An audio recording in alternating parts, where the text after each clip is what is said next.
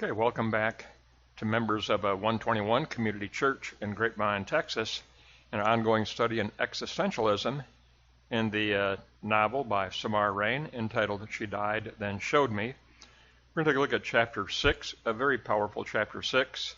And as usual, before I get into it, I want to have a few preliminary comments about Ingmar Bergman and one of his very important films.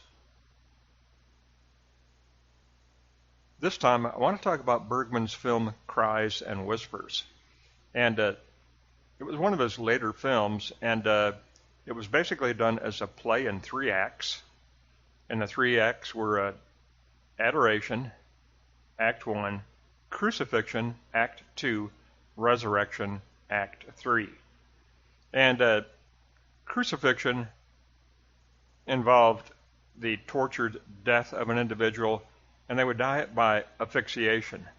And so the crucifixion scene in Bergman's film is a scene of the Christ figure dying by asphyxiation. And Roger Ebert, when he reviewed Bergman's film, he said that the crucifixion scene was so horrible, people got up and left the theater and went to the lobby until the crucifixion scene was over. It's absolutely horrible. It's horrifying. But I bring up this film because what Bergman did in that film is he really showed the main characters of the film as multi-layered, multi-dimensional, and that's very important in any kind of literary work. Your characters need to be dynamic, lively, multi-dimensional, multi-layered. And what we're going to discover in Chapter 6 is that Reine, as a true existentialist writer, gives us multi-layered characters, multi-dimensional, dynamic characters.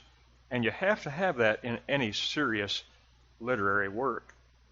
It can't be one-dimensional. It cannot be one-dimensional. And we're going to see that in this Chapter 6.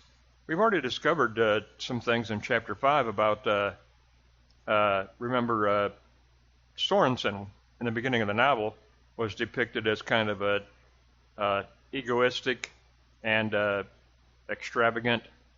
But then we found out in Chapter 5 that he also lived a compassionate life and sacrificially gave to the small mission church.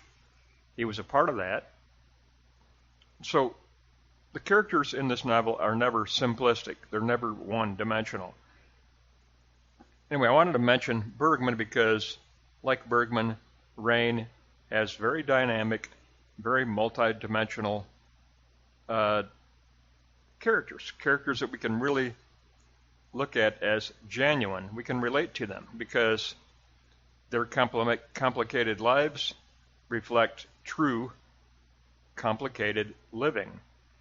Let's get into Chapter 6 now. Let's go to Block 1 and take a look at Our Heritage is History, Not Money. La Casita, the oldest structure. Pioneer Ranch included the main house and the casita, the oldest building on the ranch. It was dated to the 1700s.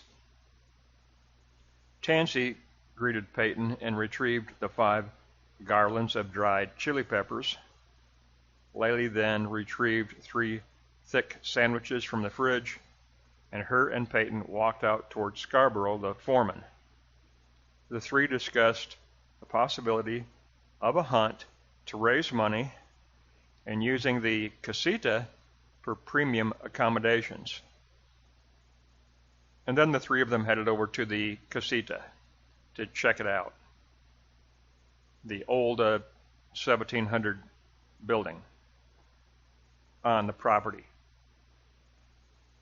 The necessity of an endeavor without insult.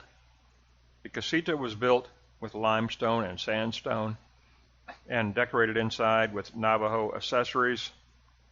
And Peyton declares that the hunt should be by invitation only, because she wants to invite those who would appreciate the history of Pioneer Ranch. She wants that history to be appreciated. She confesses to not really liking this idea of a hunt, but the estate is in terrible financial difficulty. But it needs to be an endeavor that will not insult the history of the ranch. And that's very important, critically important for Peyton, that she not betray the history of the ranch, the need to preserve history. Peyton declares it is time for the ranch to earn its keep. The hunt would only be seasonal from December through April. Peyton asked Laley, the accountant, to run some numbers for her to get an idea of the merit of this venture. Blake Adler is mentioned as a possible scout who could be obtained, but Scarborough comments, Adler already makes good money in his security business, so he thinks it not likely that they would be able to obtain Blake Adler, but we'll see. Let's move on to Block 2. Becoming a best self requires a new kind of bravery, and this is critical. This is what this chapter is all about. In fact, the existential concept that Reine introduces here in Chapter 6 is the concept of new bravery. New bravery. It's going to take a new kind of bravery to become a best self. It's going to take a sacrificial type of bravery, a cross-bearing type of bravery. All right, Block 2, Note 1. An omen of steadfastness is needed. Peyton says it would be a betrayal to the memory of her parents to sell this ranch, but there was only 6 months to turn things around financially. She walked to the corral with Scarborough, and a roadrunner ran ahead of them, and Peyton declared, it is an omen of steadfastness, and that is just what she needed.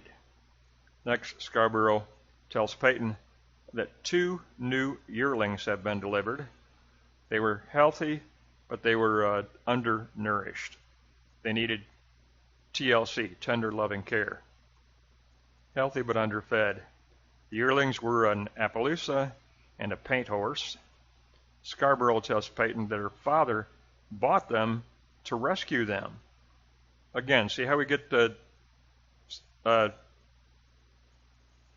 Sorensen, the father, as a multi-dimensional character? I love this. Now we get another insight into Sorensen.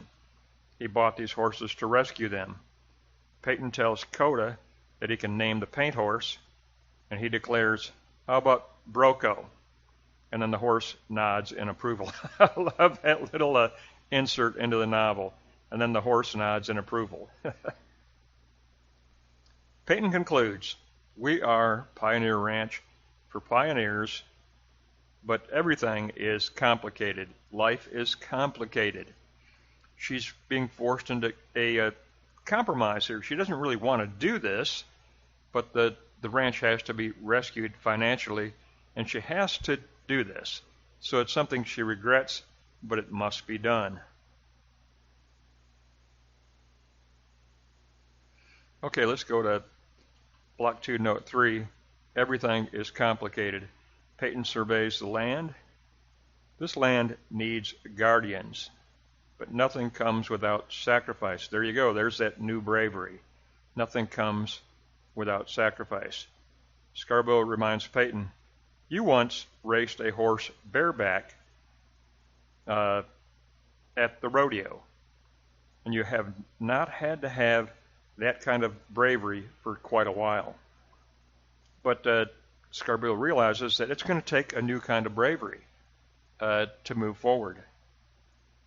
It's going to take a new kind of bravery to construct, define, and reframe a new best self. Remember, the whole journey here is an existential journey to reframe, I'll use the words of Samar Reine, to reframe a best self. Remember the meditation on the terrace. Peyton says, I can reframe a best self here. The task of the novel is to identify, build, and reframe a best self.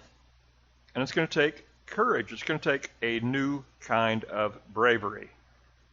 It's going to take a new kind of bravery. So in block 1, we get a look at the realization that what's really at stake here is a desire from Peyton to hold on to the history of Pioneer Ranch.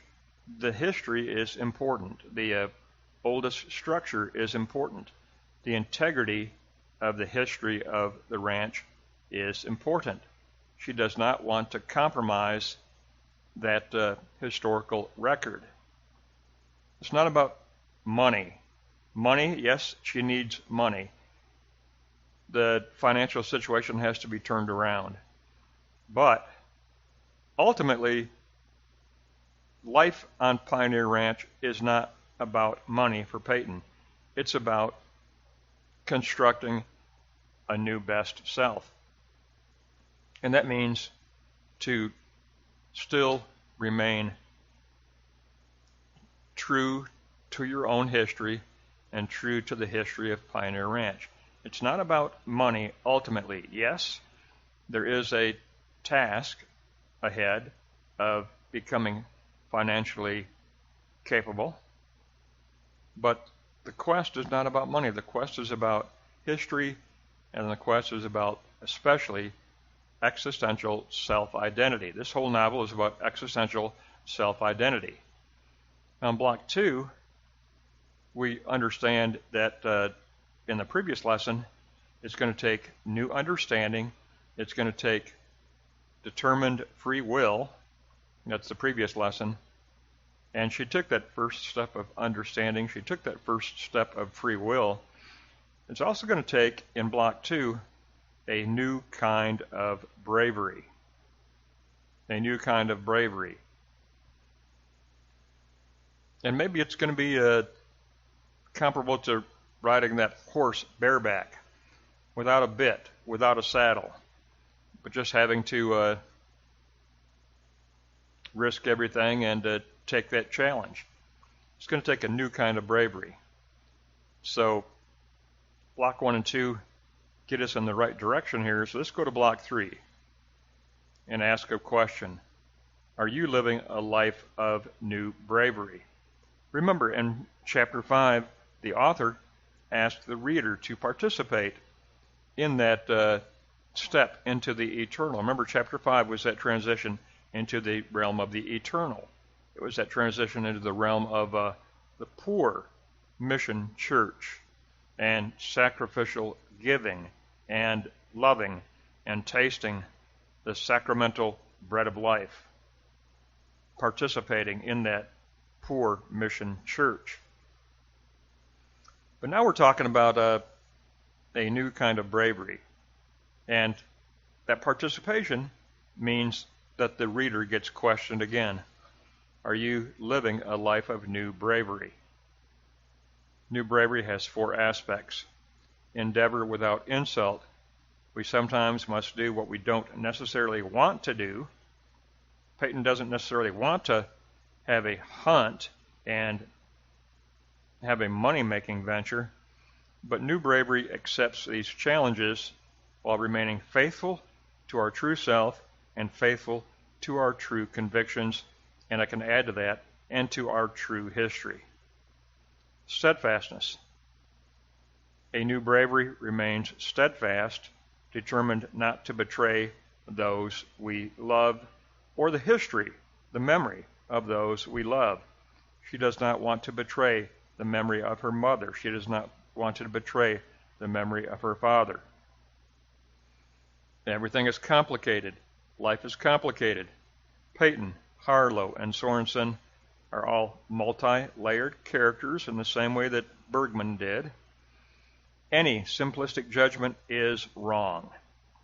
We have seen how they all have deeper, more meaningful aspects to their lives, and all 3 of them especially in relation to the poor mission church. Peyton, Harlow, Sorensen, all feel very much a part of the poor mission church, not the rich Catholic diocese in New Mexico, not the wealthy cathedrals, not the wealthy dioceses. No. They choose of free will to associate with the poor mission church. There's a deeper, more meaningful aspect, a multidimensional aspect to these characters. These characters have complicated lives, and we can appreciate them. Reine gives us living, dynamic, existentially multidimensional characters, and I love that. I truly love that. And the fourth aspect, contemplating the colors of the sky. New-Bravery will also include ongoing contemplation and prayer and the many-colored responses of spirit. The last page of chapter 6 talks about Peyton contemplating the many colors of the sky. She's in contemplation. She's in prayer. So after all the events of chapter 6, it closes with contemplation. It closes with prayer. It closes with humility and seeking the many-colored responses of spirit, the multicolored responses of spirit. So New-Bravery, 4 aspects: an endeavor without insult, steadfastness. Everything is complicated, multidimensional, and we must unceasingly engage in contemplation and prayer. Extremely important that we do so. Chapter 6 was a surprise to me. It's very, very powerful, but what I love most of all is that we have a new concept, the concept of new bravery. New bravery. A new kind of bravery. It means sacrificial living. It means, in theology, it's called bearing your cross. In this existential novel, it's called a new kind of bravery. And I love this from Reine. I think it's a beautiful chapter 6. It was a surprise to me. It really was a surprise. I thought, where can we go after chapter 5? Chapter 5 was amazing. But chapter 6 is very powerful. Very, very powerful. That's going to wrap up chapter 6. We'll pick up next time in chapter 7, but that wraps up a very surprising, very powerful chapter by Samar Reine.